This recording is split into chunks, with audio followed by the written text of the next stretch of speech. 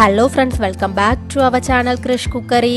இன்னைக்கு நம்ம எல்லாருக்கும் ரொம்ப பிடிச்ச ஒரு ஸ்வீட் ஜெல்லி மிட்டாய் வீட்டிலே எப்படி ஈஸியாக செய்யலான்னு தான் பார்க்க போகிறோம். இது பார்க்கும்போதே நம்ம எல்லாருக்குமே ஸ்கூல் ஞாபகம் தான் வரும். கண்டிப்பாக எல்லாருமே ஸ்கூல் படிக்கும்போது பெட்டிக்கடையில் வாங்கி சாப்பிட்ருப்போம். இதை வீட்டிலேயே ஈஸியாக நம்ம குழந்தைகளுக்கு செஞ்சு கொடுக்கலாம். இதை செய்கிறதும் ரொம்ப ஈஸி தான். இப்போ வாங்க இதை எப்படி செய்யலான்னு வீடியோக்குள்ளே போய் தெரிஞ்சுக்கலாம். அதுக்கு முன்னாடி நீங்கள் இன்னும் நம்ம சேனலை சப்ஸ்கிரைப் பண்ணலன்னா கீழே இருக்கிற சப்ஸ்கிரைப் பட்டனையும் கூடவே இருக்கிற பெல் சிம்பளையும் கிளிக் பண்ணிக்கோங்க. அப்போ தான் நம்ம சேனலில் போடுற ஒவ்வொரு வீடியோஸோட நோட்டிஃபிகேஷன்ஸ் உங்களுக்கு உடனுக்குடன் கிடைக்கும். இப்போ வாங்க வீடியோக்குள்ளே போகலாம். இந்த ஜல்லி மிட்டாய் செய்கிறதுக்காக ஒரு பவுலில் 2 டேபிள் ஸ்பூன் ஜெலட்டின் அப்படி இல்லைனா அகர் பவுடர் எடுத்துக்கோங்க. ஜல்லி மிட்டாய் செய்கிறதுக்கு முக்கியமான இன்க்ரீடியன்ட் இதுதான். எல்லா சூப்பர் மார்க்கெட்லேயும் ஈஸியாக இது கிடைக்கும். இதில் 1/2 கப் தண்ணி சேர்த்துட்டு இதை நல்லா மிக்ஸ் பண்ணிக்கோங்க.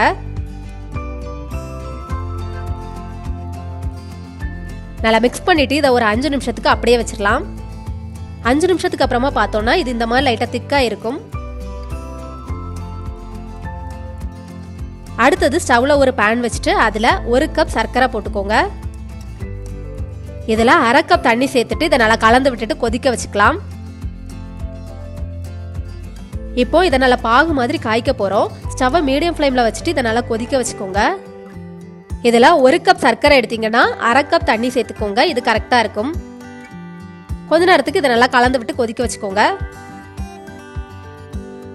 இந்த சர்க்கரை பாகு கரெக்டான கன்சிஸ்டன்சியில் இருக்குதான்னு செக் பண்ணுறதுக்காக ஒரு சின்ன பவுலில் கொஞ்சமாக தண்ணி எடுத்து வச்சுக்கோங்க.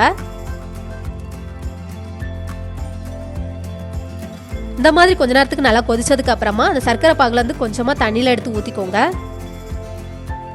இப்போ இது தண்ணியில் கரையாது. கையில் எடுத்து பார்க்கும்போது ஒரு பால் மாதிரி எந்த ஷேப்பில் உருட்டினாலும் கரெக்டாக உருட்ட வரும். இதுதான் கரெக்டான பதம். இந்த அளவுக்கு காய்ச்சினா போதும். இனி ஸ்டவ்வை லோ ஃப்ளேமில் வச்சுக்கோங்க. அடுத்தது இதில் இப்போ நம்ம ஏற்கனவே தண்ணியில் மிக்ஸ் பண்ணி வச்சுக்கக்கூடிய ஜெலட்டின் எடுத்து இதில் ஊற்றிட்டு நல்லா கலந்து விட்டுக்கோங்க.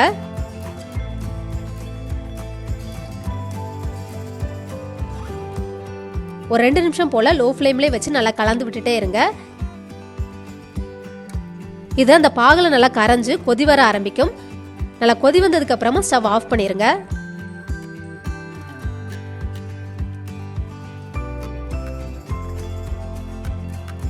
இந்த மாதிரி இது நல்லா பொங்கி கொதி வந்ததுக்கு அப்புறமா ஸ்டவ் ஆஃப் பண்ணிட்டு இது கீழே இறக்கிடலாம்.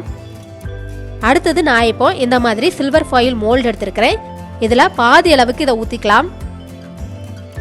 இந்த ஃபாயில் இல்லைன்னா வீட்டில் இருக்கக்கூடிய ஏதாவது ஒரு பாத்திரத்தில் ஊற்றிக்கோங்க. அதுக்கப்புறமா பீசஸ் போட்டுக்கலாம். சாக்லேட் மோல்டு இருந்துச்சுன்னா அதுலேயும் ஊற்றி செய்யலாம். அதே ஷேப்லேயே சூப்பராக வரும்.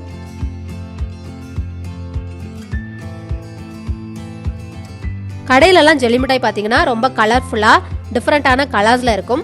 அதே மாதிரியே கலர்ஃபுல்லாக செய்கிறதுக்காக நம்ம இப்போ ஃபுட் கலர் ஆட் பண்ண போகிறோம். இந்த ஃபுட் கலர் உங்களுக்கு வேண்டாம் அப்படின்னா ஸ்கிப் பண்ணிக்கோங்க. ஆனால் சின்ன குழந்தைகளுக்கெல்லாம் ரொம்ப கலர்ஃபுல்லாக கொடுத்தா தான் பிடிக்கும். நான் இப்போ க்ரீன் ரெட் சேர்த்துட்டு எல்லாத்தையும் நல்லா கலந்து விட்டுக்கலாம். இதில் ஃப்ளேவருக்காக உங்களுக்கு என்ன ஃப்ளேவர் பிடிக்குமோ அதில் 1 ட்ராப் போல் ஊற்றிக்கோங்க. நான் கொஞ்சமாக வெனிலா ஃப்ளேவருக்காக வெனிலா எசன்ஸ் ஊற்றிக்கிறேன். இதே மாதிரியே பைனாப்பிள், ஸ்ட்ராபெரி அந்த மாதிரி என்ன ஃப்ளேவர் வேணாலும் யூஸ் பண்ணிக்கலாம். சாப்பிடும்போது ரொம்ப சூப்பராக ஃப்ளேவராக இருக்கும்.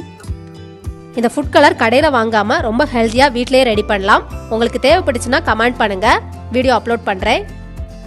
இந்த மாதிரி கலர் நல்லா மிக்ஸ் பண்ணதுக்கு அப்புறமா இதை ஆற வச்சுட்டு அதுக்கப்புறமா இது செட் ஆகுறதுக்காக ஒரு 2 மணி நேரத்துக்கு ஃப்ரிட்ஜில் எடுத்து வச்சுக்கோங்க. ஃப்ரிட்ஜில்னா வெளியில் வச்சுருந்தாலும் கூட நல்லா செட் ஆகிரும். 2 மணி நேரத்துக்கு அப்புறமா இதை ஃப்ரிட்ஜில் இருந்து வெளில எடுத்துக்கலாம். இந்த மாதிரி மோல்டில் இருந்து வெளில எடுத்தாலே ஈஸியாக வெளியில் வந்துடும். இதே மாதிரியே எல்லாத்தையும் வெளில எடுத்துருங்க.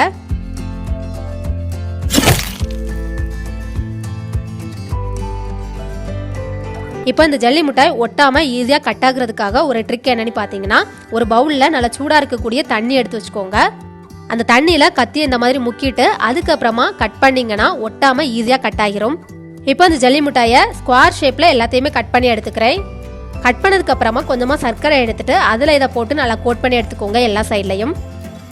இது பார்க்குறதுக்கு இன்னும் கூட கொஞ்சம் சூப்பராக இருக்கும். இந்த சர்க்கரை கோட் பண்ணுறது வேண்டாம் அப்படின்னா ஸ்கிப் பண்ணிக்கோங்க.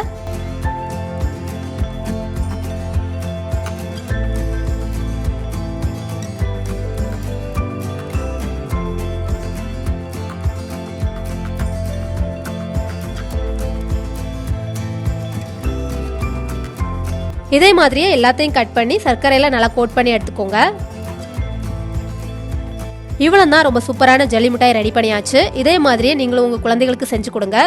இந்த வீடியோ உங்களுக்கு பிடிச்சிருந்தா லைக் பண்ணுங்க, உங்க ஃப்ரெண்ட்ஸ் கூட ஷேர் பண்ணுங்க, கமெண்ட் பண்ணுங்க. மறக்காம கிறிஷ் குக்கரை சப்ஸ்கிரைப் பண்ணிடுங்க. வேறொரு சூப்பரான ரெசிபியோட உங்களை மீட் பண்றேன். அது வரைக்கும் பாய்.